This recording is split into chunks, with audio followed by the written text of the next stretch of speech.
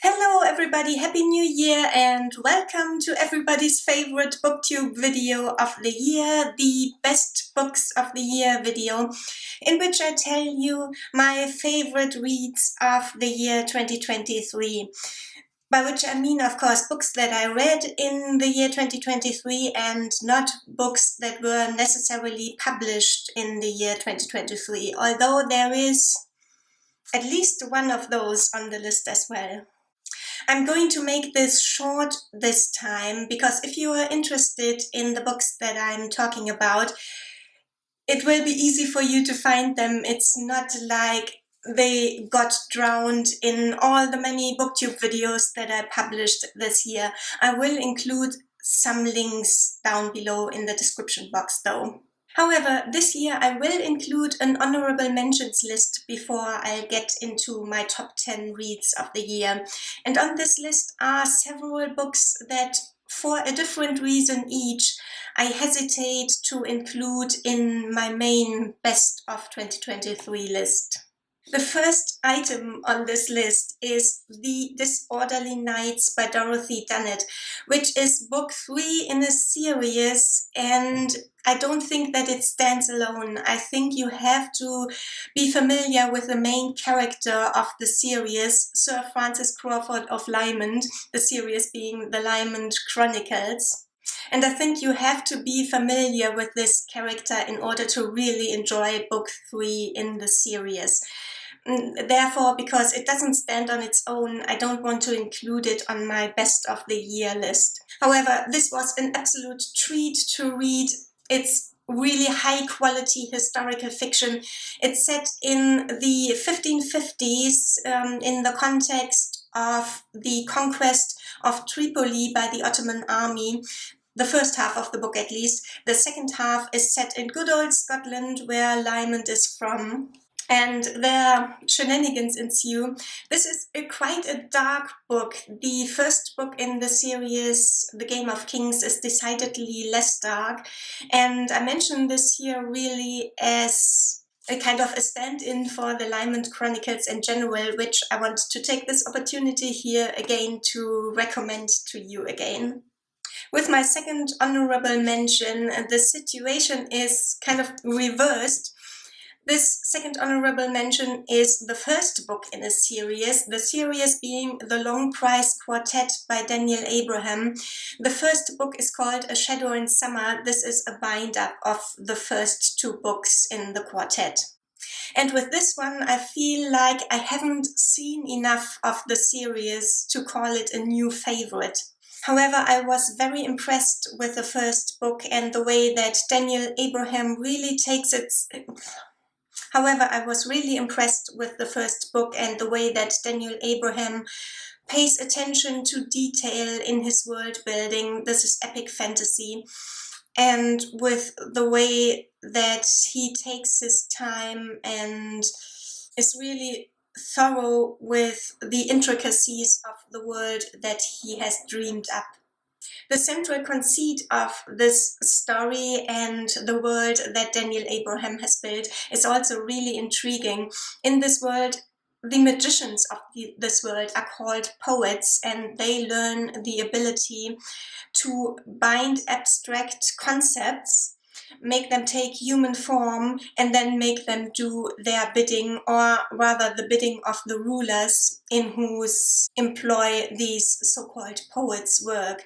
And these abstract ideas can then be used for economical purposes and advantages and for warfare, etc. For anything really that the rulers and the societies want to use them for. In book one of these bound concepts has rebelled against this system, and I'm really curious to see how this rebellion is going to progress. Another item on my honorable mentions list is The Prime of Miss Jean Brodie by Muriel.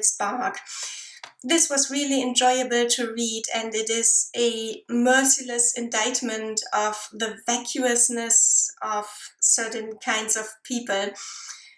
It just wasn't very hard-hitting, and that's why I wouldn't include it on my best of list. However, I'm so glad I read it. I've had it on my bucket list and my physical TBR for ages now. And so I'm so glad that I got it done with and that it turned out to be quite the enjoyable read. A book that was hard-hitting was The Grass is Singing by Doris Lessing, her first novel, if I'm not mistaken.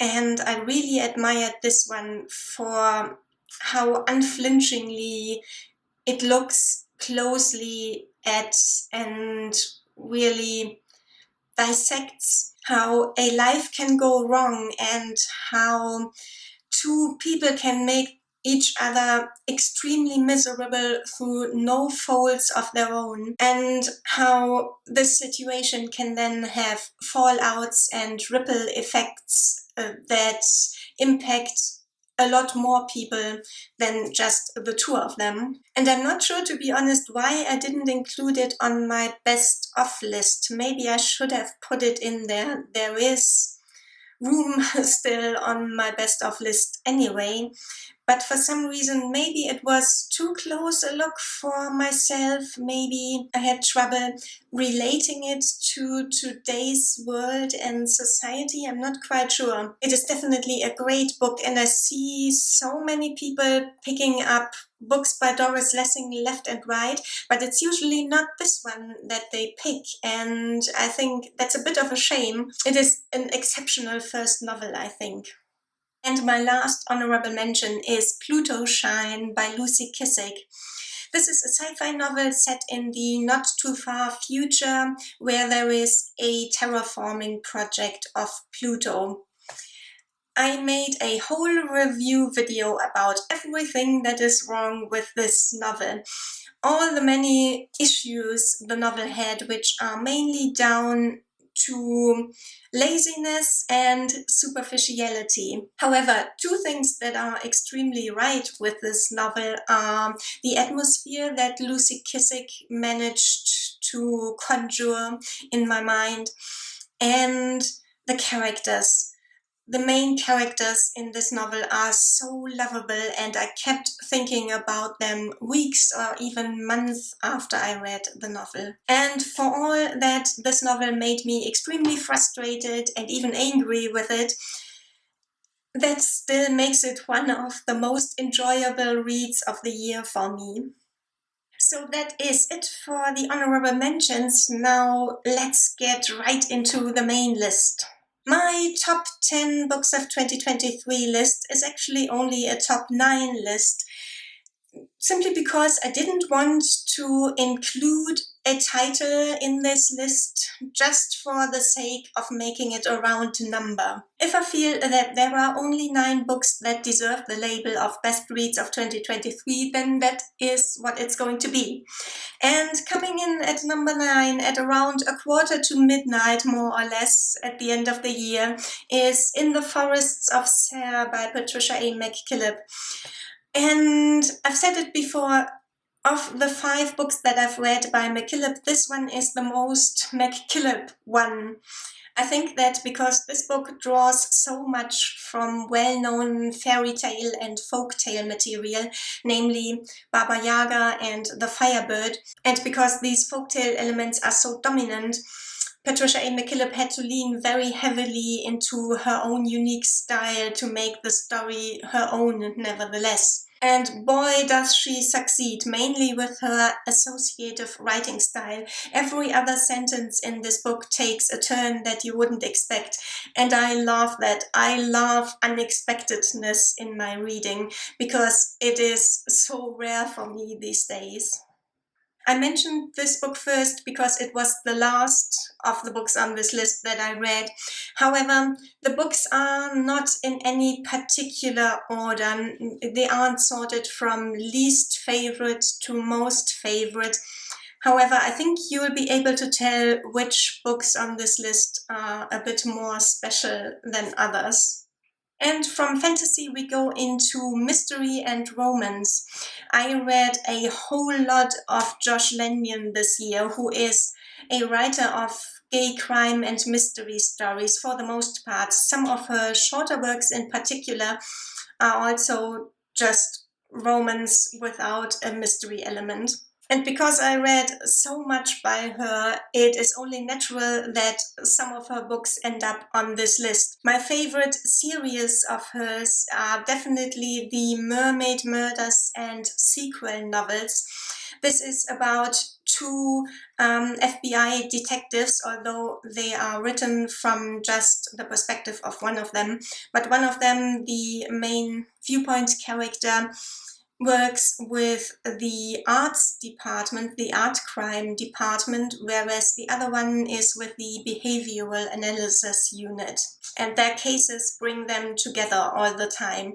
And this is a fantastic example, the whole series, of how well Josh Lanyon can do both things, romance and mystery. Her romantic suspense and crime novels are actually really suspenseful and contain real mysteries, really well-developed mysteries. And sometimes she doesn't succeed in the romance aspect of her crime novels, but sometimes she does, and when she does, it is perfect. And the Mermaid Murders series is one of the examples where both aspects are really extremely strong, extremely well developed. And I binge read the series in the space of a week. There are 5 books out, and the 6th and last one is coming out soon. Highly recommend this series if you like this combination. And my other favorite crime and romance novel by her that I read last year is Snowball in Hell, which is a historical one.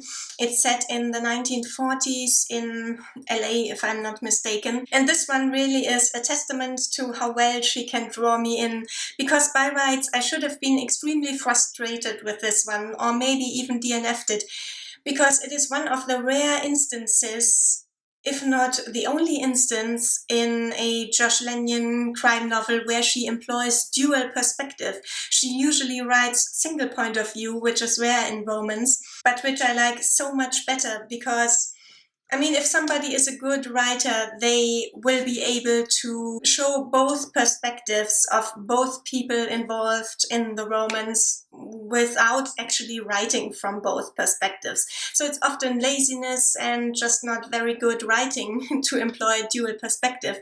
But in this one, it actually worked because of the time in which the novel is set, because of the circumstances of the time. The people involved, the two viewpoints, actually shy away from thinking certain thoughts.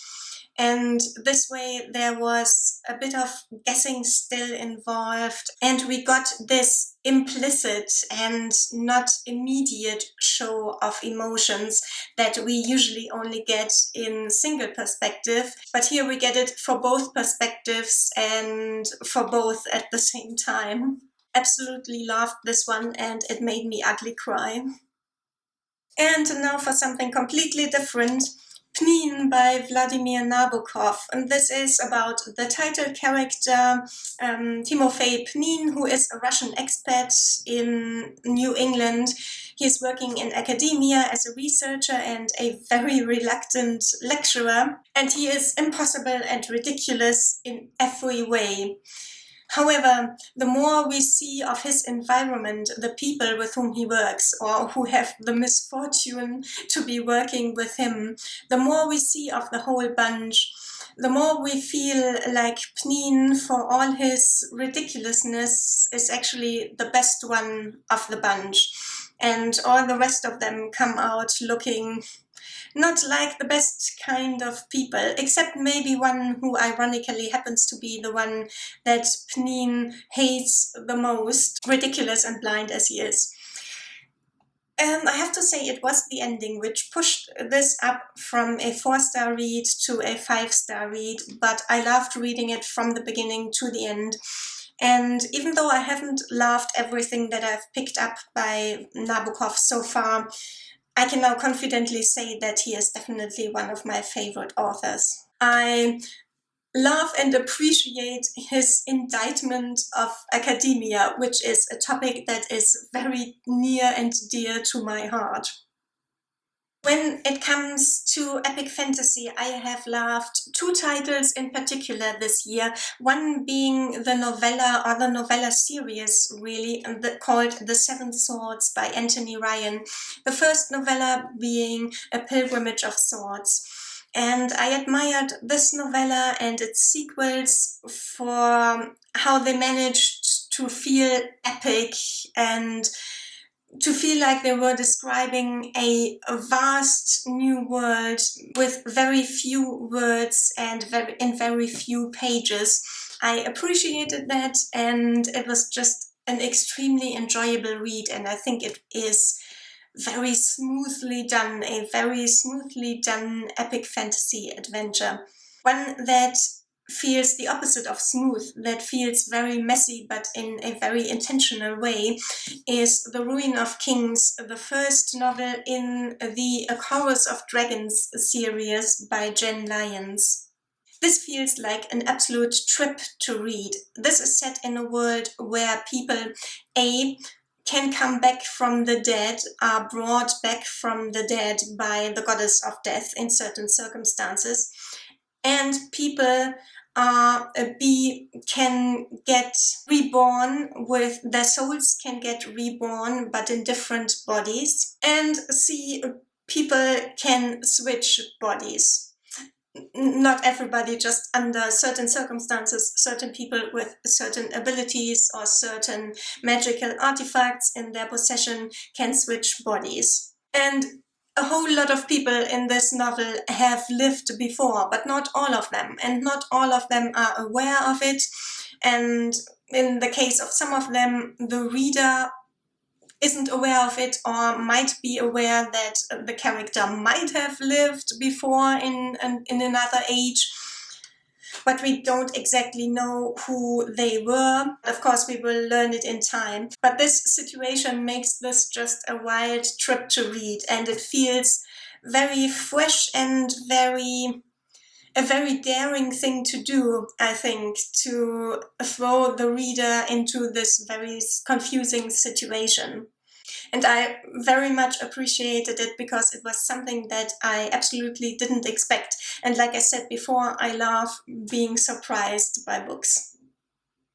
And then there's another romance novelette that I would like to mention by R. Cooper, who is one of my favorite romance writers of recent years. And this is the only title of hers that I've read this year, because there aren't that many left that I'm interested in. But this one I've actually been interested in from the start, and it's only recently become available on Kindle. It's Green Tea and Pink Apples. And this is just a wonderful example of how well R. Cooper can write A, yearning, and B, the unfair and unjust treatment of people, but in very small ways. It's nothing hugely dramatic. I mean, these are things that certainly don't feel small to the people who experience them, but I just mean in comparison to the epic fantasy from which we have just come. My next item was the biggest event in the book world for me of the year 2023, and that was the fact that we got a new novel by Twang, which he had been working on for many years, The House of Doors. To make it short, this is a story about stories that can't be told, and about the fact that their stories can't be told has on the people whose stories they are. It is a very quiet, very contemplative novel, and I think it is best enjoyed on a lazy summer weekend outside on the balcony or under your favorite tree. And the last item on my list is actually my favorite best read of the year 2023, and it's a modern classic. And actually, if you only look at booktube and bookstagram, it almost seems like it is a forgotten classic. It is Grendel by John Gardner. And Grendel is the Grendel, the monster from Beowulf.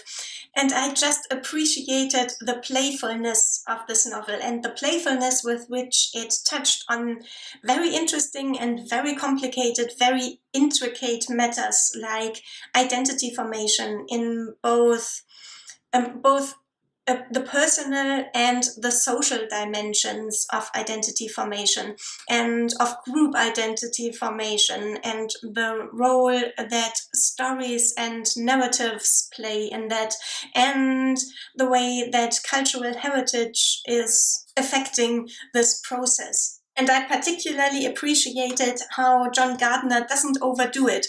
It's a very slim novel, and he enters the stage, he does what he wants to do, and he exits again, and the impact is in the conciseness. I think this is a real treat for anybody who is interested in literary history, but also literary theory and in sociology. It can also almost work as a great introduction into these fields, a very playful, very lively introduction. It's one of my biggest surprises of the reading year, and it is definitely the book that has stayed most vividly in my mind, in my memory.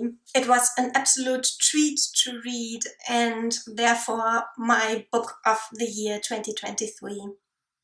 So this were my top 10 minus 1 best books, favorite reads of the year 2023. If you have read any of these titles, I would love to hear what you thought about them. And if you haven't read them or haven't even heard of maybe some of the titles on this list, I would love for you to pick up any or all of them. I think they are all absolutely wonderful, and I enjoyed myself very much reading them. And I can only hope that your highlights of the reading year have been just as great as mine have been. That's it for now. I'll see you again very soon, and in the meantime, I hope you all have a good start to your reading year 2024. Bye guys!